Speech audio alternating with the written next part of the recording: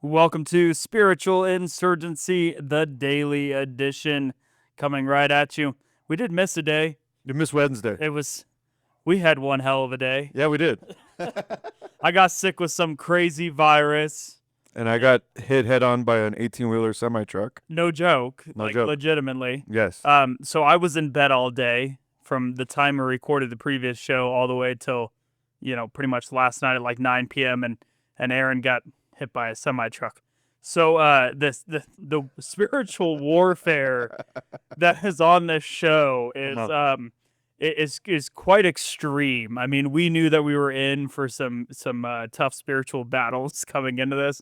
But we're in our first week, and Aaron gets hit by a semi-truck, and I end up in bed for, like 36 straight hours. Good times, ladies and gentlemen. Good times. Good times. But we're going to keep going. We are going to keep going. It's not going to stop us. No, the devil can maybe win a battle or two, but Jesus says, it is finished. We are in Holy Week, and he said at the cross, it is finished. That he has the keys to life and death. He is the champion. He's the King of heaven. Praise be to God. Hashtag Christ is King. That's just a message for the devil. But we're going to open up a story from FoxNews.com. Harvard is fighting the White House harder than it ever fought anti-Semitism. And I think this is an interesting topic that I want to bring up because it's a multifaceted topic.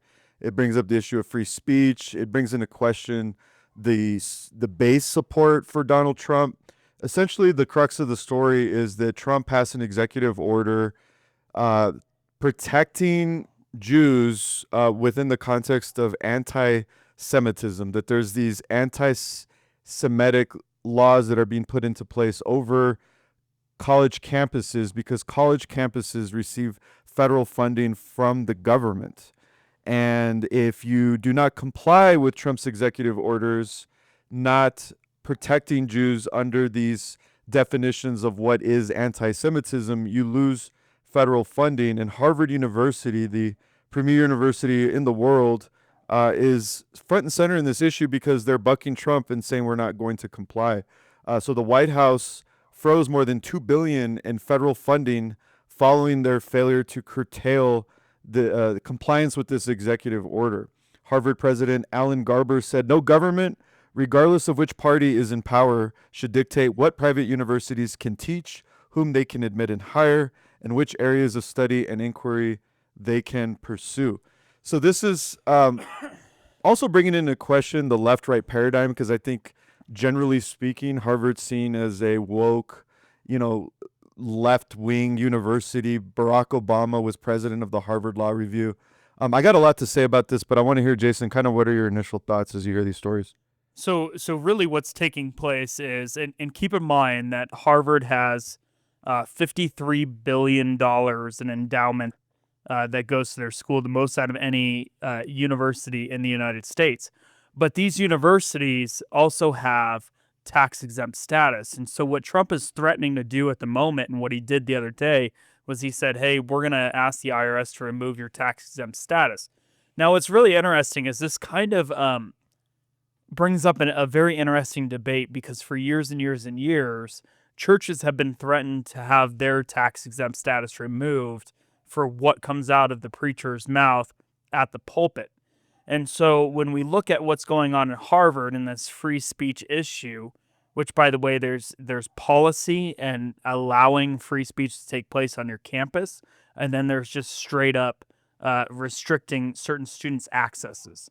And I think what we saw, especially during the initial bout of the pro-Palestine movement, was that the bigger issue was not about free speech. It wasn't about saying, hey, we need to stop killing people in Gaza on the Gaza Strip. No, it was actually limiting people's access to their classrooms, to libraries, to places on campus, and that is not appropriate. And I will continue to stand by the fact that limiting or blocking a student's entry from their campus or a portion of their campus is not free speech. And so, with that being said, Harvard is being asked to make sure that Jewish students are treated the same as everybody else. It's something that former Democratic presidents would have demanded that we do with any Muslim student or any student of any other religion. And so I don't think that it's unreasonable to ask that students are treated fairly on campus. But I do think that at the same time, yes, Aaron, I am with you. We do need to make sure that students' First Amendment right is protected, and their freedom of speech and their freedom to assemble is protected. Yeah, well, the key points of the executive order is number one, anti-Semitism is defined by the International Holocaust Remembrance Alliance, which I would ask, who are they and what are their political end goals? But what they define is traditional anti-Semitic tropes. An example would be accusing Jews of blood libel, dual loyalty accusations. Another point is denial of Jewish self-determination. Denial of Jewish self-determination. I'm not even sure what that means. It says anti-Zionism as a form of anti-Semitism, and then holding Jews collectively responsible for Israel's actions. I would argue that all three of those points, and I would imagine most people would disagree with that type of speech, but that's literally the definition of free speech. And the most protected free speech is the type of free speech that you disagree with and that you don't approve of. Nobody's passing free speech laws. The founders didn't enshrine the First Amendment so that you can protect your opinion on mashed potatoes versus French fries. The First Amendment was written to protect people's very controversial, upsetting free speech. And these points of somebody on a university campus saying that I have a problem with the majority of the United States Congress having dual citizenship with Israel, that should be classical protection of free speech. And so I have a problem with not only the executive order in and of itself, but why is the president of the United States passing executive orders to begin with? I mean, laws are passed through Congress, and universities, I believe, have a right of self-determination to a certain degree to be able to form their own policies, but they're all subject to the law of the land, which is First Amendment rights. And I think colleges are the most important, call it ground zero for free speech activity. I mean, this is where we shape minds. This is where we debate ideas. This is where the mojo takes place. This is where the action is. So I'm virulently opposed to this executive order. Number one, because we shouldn't be passing executive orders. Number two, we should not be creating special classes of people and in this country for special protections. We don't pass anti-Mexican laws the same way we don't pass anti-Polish laws. I just have a big problem with this entirely, and I think that this entire issue is very deceptive and convincing Trump's base that we should curtail free speech because Trump's doing it and because it has to do with Israel. Yeah, there's a lot of interesting nuances to all of this. Number one, we have a very slippery slope because when we start allowing a president or a administration to say we're going to limit this particular free speech, don't be shocked when the next Democrat comes into office and says that anything that you do or anything that you say against the LGBTQ plus movement is discriminatory and is a hate crime. And that's what we're seeing take place in the state of Colorado right now. And so on top of that, the other nuance that we have is we have a private organization, which is Harvard, all right, receiving public dollars. And when you have a private organization in general, right, they have the ability to do pretty much whatever they want. But when you start receiving public funding and you start receiving public dollars to the tune of billions of dollars, you are no longer a private organization. Yeah. You are a public organization. And so the First Amendment right does apply to you, not like the Dallas Cowboys who receive zero public funds telling their players, no, you cannot kneel for the national anthem. That is not a violation of anybody's First Amendment rights because it's a private organization. They're allowed to demand of their employees whatever they want them to do. And if their employees don't like it, they can take it up with their union and quit or get traded or become a free agent.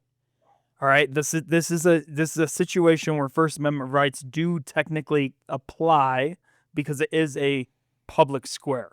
So I think so long as we're talking about speech that people are uncomfortable with, totally fine. Like I said from the get-go, so long as we are not limiting the ability for students to go into their classrooms, so long as students' property and life are not threatened by all means, if it's words that are hurtful, go for it. I don't care. I don't necessarily agree with them all the time, but if it's just about hurtful words, then that is protected under First Amendment rights. Yeah, I'm just going to cut to the chase. I think what's happening is there's a concerted effort in the Trump administration to destroy, to remove any accusation of Zionism. I think that there's this, the Z word is the new F word on the right and maybe in the American political discourse, where there seems to be a movement of people, particularly on the right, who want to discuss this idea of Zionism and Zionism's influence over American politics. And there's also a very strong contingent of people on the right and in the American media political class that don't want to talk about Zionism, because when you look at the definition of anti-Semitism as the executive order was adopted, it's denial of Jewish self-determination is also equated to anti-Zionism, that anti-Zionism is a form of anti-Semitism. So the reach that they're making is that if you are critical of Zionism, you are by default also an anti-Semite, or you are engaged in anti-Semitism. And the reality is that we already have laws in place that protect students from violence. We already have the Civil Rights Act, I think it was Title VI, if I'm not mistaken, that protects or creates, I hate to use the E word, but equality, that there's a equal right regardless of religion or ethnicity, that universities don't have the right to discriminate based on your religious or ethnic background. So these laws are already on the books. And so I think it's a Trojan horse to eliminate free speech under the guise of we need to protect the feelings of Jewish students. I mean, here's, at the end of the day, here's what's taken place, is we've gone from Americans have all these rights to Americans only have these rights in these certain circumstances, and those certain circumstances continue to be limited. And when we start talking about the university setting, which, by the way, just came out of its own ability to be as racist as it humanly wanted Right. for the last, 50 years? Sure. I mean, they basically had the ability to make decisions on whether or not they were going to admit you into their school based on the color of your skin and affirmative action, and basically ensured that those with skin tones other than that of a Caucasian had the upper hand in admission. It had nothing to do with your ability to perform well, your ability to your ability to present well for your campus, for your school. Basically, it had everything to do with the color of your skin. It was its own form of racism that took place for years and years and years. And so we just got rid of affirmative action. We just said, no, affirmative action you cannot use affirmative action in your admission decision. And so we are starting to get back to where we have a level playing field. But if you truly want equality, you give everybody the same playing terms, and you give everybody the same rights. And so we have to continue to return and continue to preach on the fact that we have First Amendment rights, Second Amendment rights. We have rights as American citizens that protect our ability to choose our religion, to worship our God, to speak about it, and to protect that First Amendment right with our ability to bear arms. And all of that has to continue to apply in every single circumstance. Words may hurt me, but what's Sticks and stones may break my bones, but words will never hurt me. I mean, like, can't we get back to teaching that in preschools? We can stop with this nonsense of these overgrown children in college campuses. I love what Charlie Kirk says. Like, all of your degrees are basically worthless. Yes. You know, like you standing on this campus right now, participating in this debate with me, you guys have been scammed out of tens of thousands of dollars sitting there for your university degree. And I don't necessarily disagree with Charlie Kirk. And I've got a master's degree and 2 bachelors. All right. And for the most part, a lot of that material that I learned was by and large worthless in the world that we live in today. Well, you bring up a point about racism on the campuses have been flourishing forever, and that's a great point. I would argue that affirmative action is anti-white, and I would also argue that we've had virulently anti-white discourse on university campuses for at least the last decade. And that's completely chill and it's completely excusable in the modern culture, that just the same way it was completely chill to be racist towards blacks in the 50s and 60s and have Jim Crow laws. The reverse has happened. We're still allowing it to happen. So if Trump was sincere about ending racism and protecting groups of people on campus, he would have been super gangster and passed an executive order protecting Anglos and whites on college campuses from racism. But if that were to have happened, we would have had Hiroshima 10X. Absolutely, right? I mean, at the end of the day, every American, everybody in this country should feel safe enough that they can go to bed at night and that their property won't be damaged and that their lives will not be hindered because of their race, ethnicity, or religion. And I think that is a pretty common understanding across the aisle of how people should be able to live their lives. Now, what does hindrance mean? The fact that nobody can stop you from going about your day-to-day life. It does not mean that nobody can hurt your feelings. So while I disagree on a lot of what is being pushed by the pro-Palestine people, because I think that it tends to lean a little bit pro-Hamas and pro-terroristic and is not simply there for the human rights element of the Gaza Strip, which I do believe that there are some people that are truly protesting with that in mind. But when you're protesting with that in mind and your sole purpose is the humanitarianness of what is taking place on the Gaza Strip, then that does not include going after Jews in this country. It does not make sense. It does not equate. That is where you have some of that idea of what you've read with your anti-Semitism definition, where you equate what Israel is doing to all the Jews across the world. And that is where you get into some of that talk. Does it mean that it shouldn't be protected?